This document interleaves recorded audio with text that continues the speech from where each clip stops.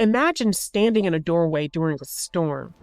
Behind you, the life you knew is falling apart. A job you lost, a relationship that ended, a diagnosis that just changed everything. And ahead, fog. You can't see what's next. You're not who you were, but you're not sure who you're becoming either. It's that weird in between when you've left something behind and nothing new has arrived yet. That's liminal space. And it can feel like waiting forever in the hallway of your own life. Welcome to In Session, where we explore human behavior, innovation, entrepreneurship, and culture. I'm your host, Dr. Dion. Psychology is everywhere. So let's talk about it. In Session. It's not the beginning. It's not the end. It's that hazy, uncertain middle, that liminal space. Let me take you into a conversation I had recently, with permission, and the details I changed to protect privacy. But a young woman, let's just call her Keisha. She sat across from me. Her eyes didn't spill over, but they shimmered. You know, the kind of grief that lives beneath the surface.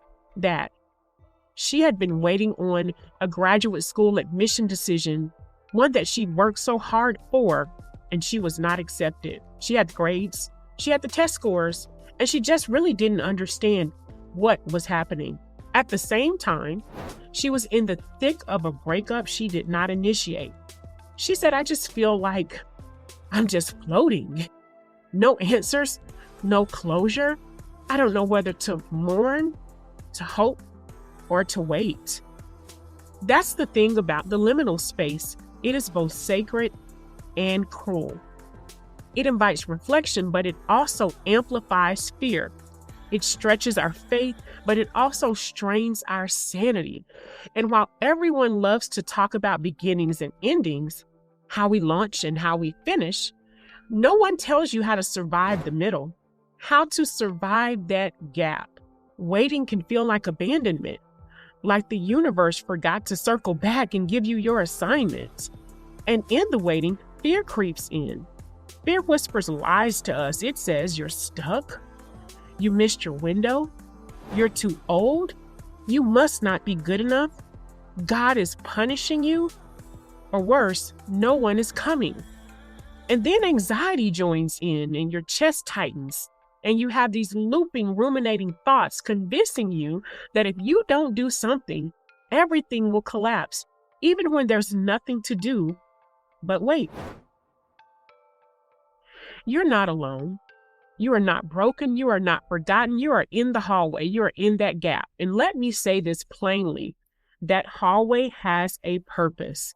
Now, in my work as a therapist, especially with high-functioning Black women and professionals, I see this all the time. The urge to power through, to get answers fast, and to just leapfrog over the discomfort. We weren't raised to sit still. Stillness feels unsafe when your worth has always been measured by productivity. But this space, this middle, it's where the real becoming happens. So how do I work with clients through the liminal? Well, first, I invite them to name it.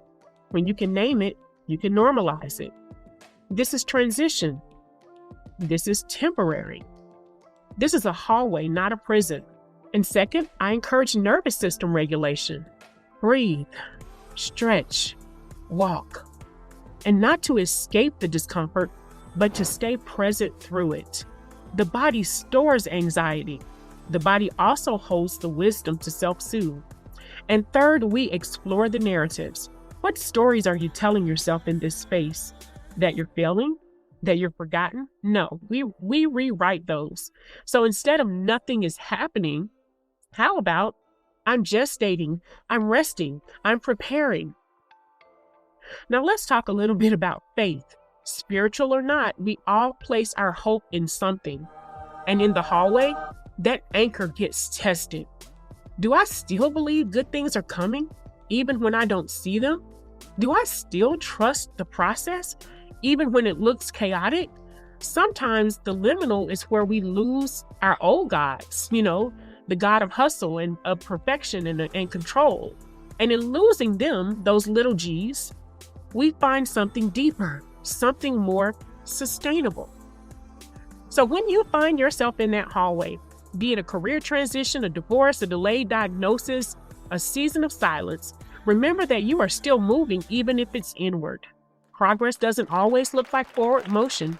Sometimes progress is a deeper knowing, a quiet recalibration. And delay isn't a verdict. It's a pause. It's a comma, not a period. So I know it's hard. I know the waiting feels like punishment sometimes. But don't confuse silence with absence. Don't confuse delay with dismissal. And don't confuse the hallway with the destination.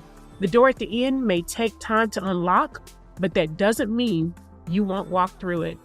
And well, thanks for spending time with me in session. If this episode resonated with you, share it with someone else sitting in their own hallway. And if you're navigating your own liminal space, I see you and I honor you. And I believe in the doors waiting to open on the other side. So until next time, take care of your mind, body, and soul. I'm Dr. Dion.